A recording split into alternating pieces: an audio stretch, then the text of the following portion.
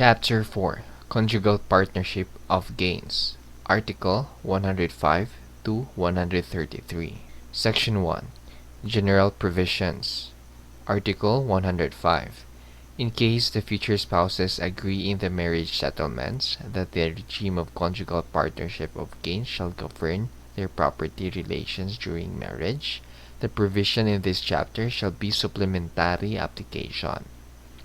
The provisions of this chapter shall also apply to conjugal partnerships of gains already established between spouses before the effectivity of this code, without prejudice to vested rights already acquired in accordance with the Civil Code or other laws as provided in Article 255. Article 106.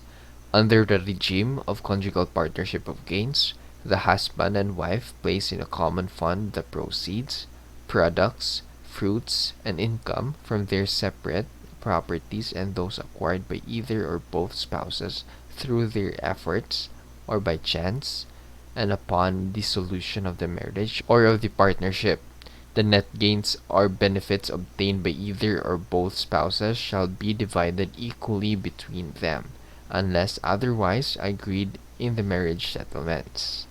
Article 107. The rules provided in Article 88 and 89 shall also apply to the conjugal partnership of gains. Article 108. The conjugal partnership shall be governed by the rules on the contract of partnership in all that it is not conflict with what is expressly determined in this chapter or by the spouses in their marriage settlement.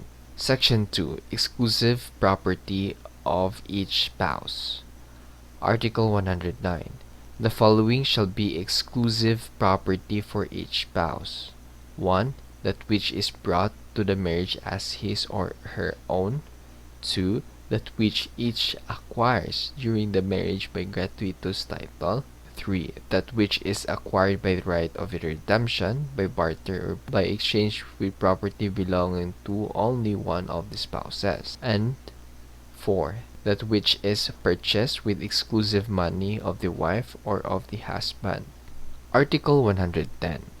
The spouses retain the ownership, possession, administration, and enjoyment of their exclusive properties. Either spouse may, during the marriage, transfer the administration of his or her exclusive property to the other by means of public instrument, which shall be recorded in the registry of property of the place where the property is located.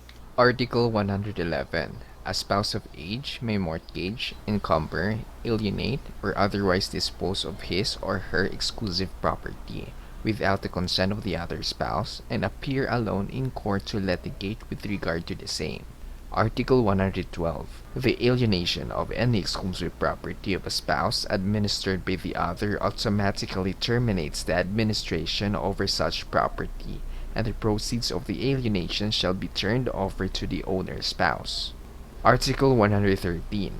Property donated or left by will to the spouses, jointly and with designation of determinate shares, shall pertain to the donee spouse as his or her own exclusive property, and in the absence of designation, share and share alike without prejudice to the right of accretion when proper. Article 114. If the donations are onerous, the amount of the charges shall be borne by the exclusive property of the donee spouse, whenever they have been advanced by the conjugal partnership of gains. Article 115.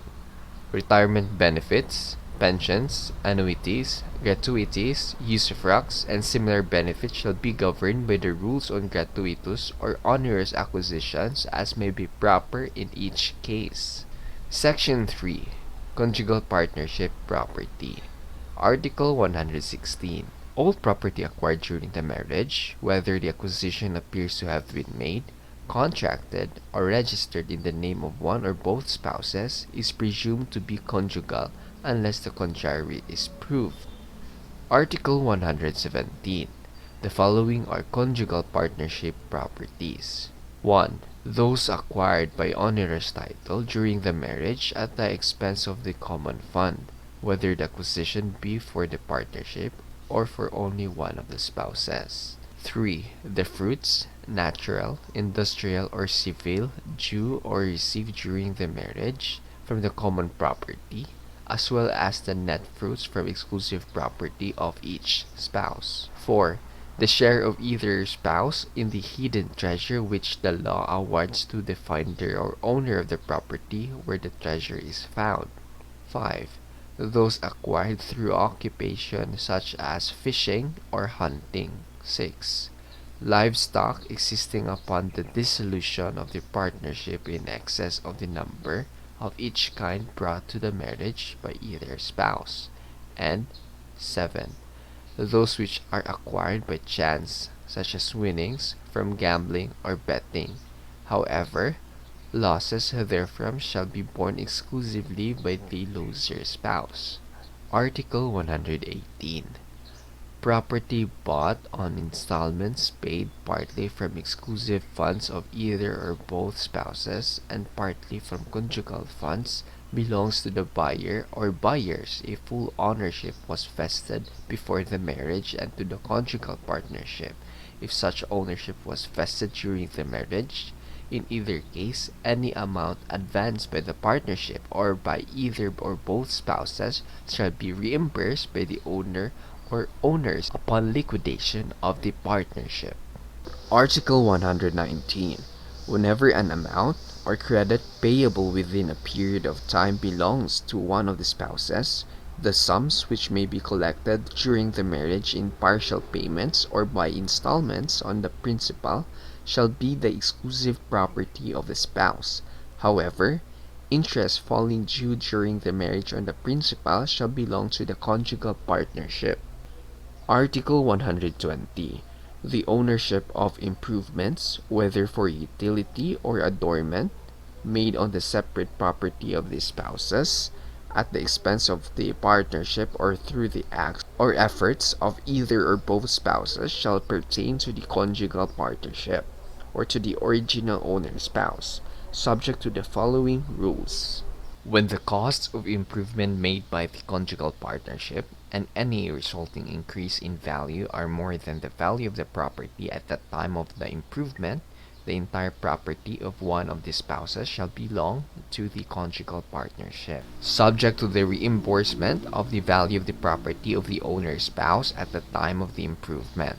Otherwise, said property shall be retained in ownership by the owner's spouse, likewise subject to reimbursement of the cost of the improvement. In either case, the owner of the entire property shall be vested upon the reimbursement, which shall be made at the time of the liquidation of the conjugal partnership. Section 4. Charges and obligations of the conjugal partnership. Article 121. The conjugal partnership shall be liable for 1. The support of the spouses, their common children, and the legitimate children of either spouse. However, the support of illegitimate children shall be governed by the provision of this code on support. 2. All debts and obligations contracted during the marriage by the designated administrator spouse for the benefit of the conjugal partnership of gains, or by both spouses or by one of them with the consent of the other. 3. Debts and obligations contracted by either spouse without the consent of the other to the extent that the family may have been benefited. 4. All taxes, liens, charges, and expenses, including major or minor repairs upon the conjugal partnership property. 4. All taxes, liens, charges, and expenses, including major or minor repairs upon the conjugal partnership property. 5. All taxes and expenses for mere preservation during the marriage upon the separate property of either spouse. 6. Expenses to enable either spouse to commence or complete a professional, vocational, or other activity for self-improvement. 7. Antenuptial debts of either spouse insofar as they have redundant to the benefit of the family. 8. The value of what is donated or promised by both spouses in favor of their common legitimate children for the exclusive purpose of commencing or completing a professional or vocational course or other activity for self-improvement. And 9. Expenses of litigation between the spouses unless the suit is found to be groundless. If the conjugal partnership is insufficient to cover the foregoing liabilities, the spouses shall be solidarily liable for the unpaid balance with their separate properties. Article 122. The payment of personal debts contracted by the husband or the wife before during the marriage shall not be charged to the conjugal partnership, except insofar as they redounded to the benefit of the family. Neither shall the fines and pecuniary indemnities imposed upon them be charged to the partnership. However, the payment of personal debts contracted by either spouse before the marriage, that of fines and indemnities imposed upon them, as well as the support of illegitimate children of either spouse, may be enforced against the partnership assets after the responsibilities enumerated in preceding article have been covered. If the spouse who is bound to have no exclusive property, or if it should be insufficient, but at the time of the liquidation of the partnership, such spouse shall be charged for what has been paid for the purposes above mentioned. Article 123. Whatever may be lost during the marriage in any game of chance, in betting, sweepstakes, or any kind of gambling, whether permitted or prohibited by law, shall be borne by the loser and shall not be charged to the conjugal partnership, but any winnings therefrom shall form part of the conjugal partnership property. Section 5. Administration of the conjugal partnership property. Article 124. The administration and enjoyment of the conjugal partnership shall belong to spouses jointly. In case of disagreement, the husband's decision shall prevail, subject to recourse to the court by the wife for a proper remedy, which must be availed within 5 years from the date of the contract implementing such decision. In the event that one spouse is incapacitated or otherwise unable to participate in the administration of conjugal properties, the other spouse may assume sole powers of administration.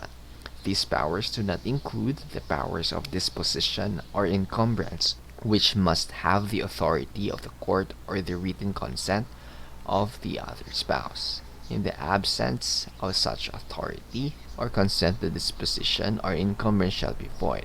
However, the transaction shall be construed as a continuing offer on the part of the consenting spouse and the third person, and may be perfected as a binding contract upon the acceptance by the other spouse or authorization by the court before the offer is withdrawn, either or both offerers.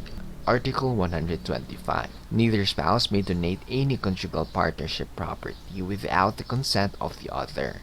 However, either spouse may, without the consent of the other, make moderate donations from the conjugal partnership property for charity or on occasions of family rejoicing or family distress. Section 6. Dissolution of conjugal partnership regime. Article 126. The conjugal partnership terminates 1. Upon the death of either spouse. 2. When there is a decree of legal separation. 3.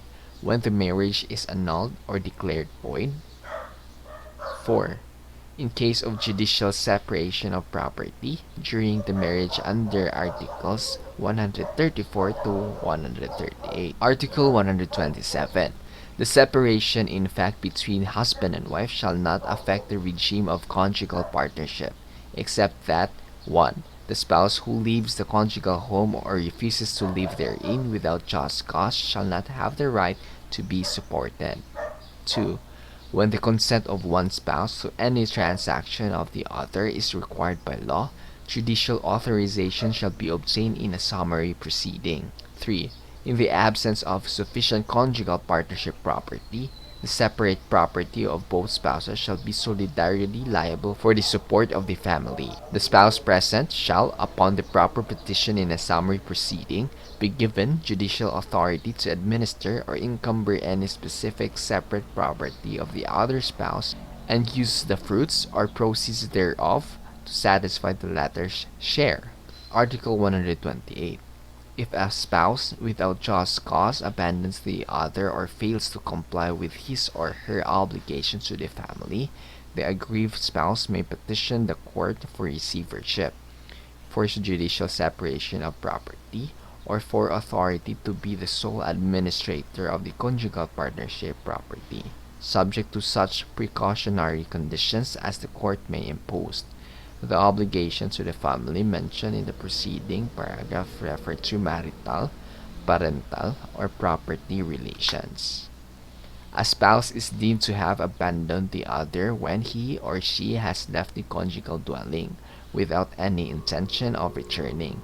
The spouse who has left the conjugal dwelling for a period of 3 months or has failed within the same period to give any information as to his or her whereabouts shall be prima facie presumed to have no intention of returning the conjugal dwelling.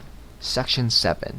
Liquidation of the conjugal partnership assets and liabilities. Article 129. Upon the dissolution of the conjugal partnership regime, the following procedures shall apply. 1. An inventory shall be prepared, listing separately all the properties of the conjugal partnership. 2. Amount advanced by the conjugal partnership in payment of personal debts and obligation of either spouse shall be credited to the conjugal partnership as an asset thereof. 3. Each spouse shall be reimbursed for the use of his or her exclusive funds in the acquisition of property or for the value of his or her exclusive property, the ownership of which has been vested by law in the conjugal partnership. 4. The debts and obligation of the conjugal partnership shall be paid out of the conjugal assets. In case of insufficiency of said assets, the spouses shall be solidarily liable for the unpaid balance with their separate properties, in accordance with the provisions of paragraph 2 of Article 121. 5. Whatever remains of the exclusive properties of the spouses shall thereafter be delivered to each of them. 6. Unless the owner has been indemnified from whatever source, the loss or deterioration of movables used for the benefit of the family belonging to either spouse, even due to fortuitous event, shall be paid to said spouse from the conjugal funds, if any. 7. The remainder of the conjugal partnership property shall constitute the profits, which shall be divided equally between husband and wife, unless a different proportion or division was agreed upon in the marriage settlements, or unless there has been a voluntary waiver or forfeiture of such share as provided in this code. 8. The presumptive legitimes of the common children shall be delivered upon partition in accordance with Article 51. 9. In the partition of the properties, the conjugal dwelling and the lot on which it is situated shall, unless otherwise agreed upon by the parties, be adjudicated to the spouse with whom the majority of the common children choose to remain. Children below the age of 7 years are deemed to have chosen the mother, unless the court has decided otherwise. In case there is no such majority, the court shall decide, taking into consideration the best interests of said children. Article 130. Upon the termination of the marriage by death, the conjugal partnership property shall be liquidated in the same proceeding for the settlement of the estate of the deceased.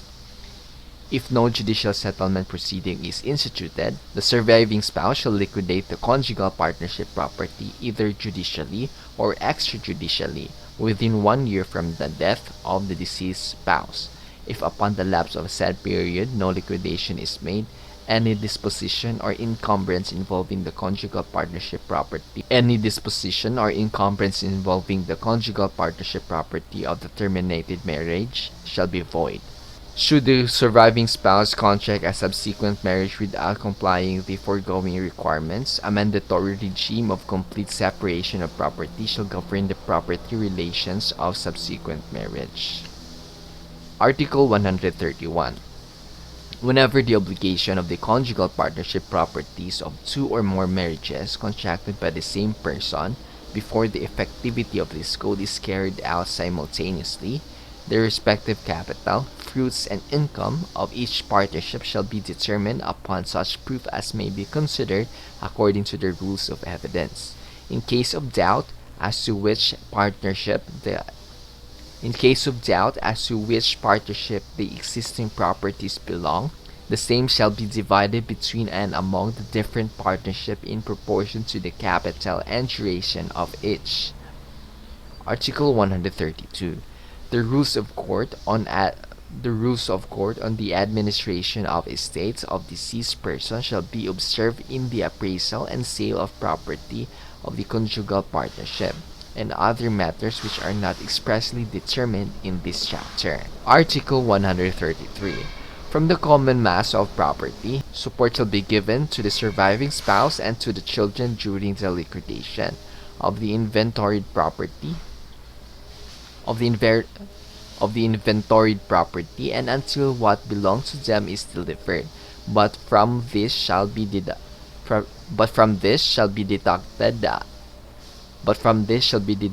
that amount received for support which exceeds the fruits or rents pertaining to them.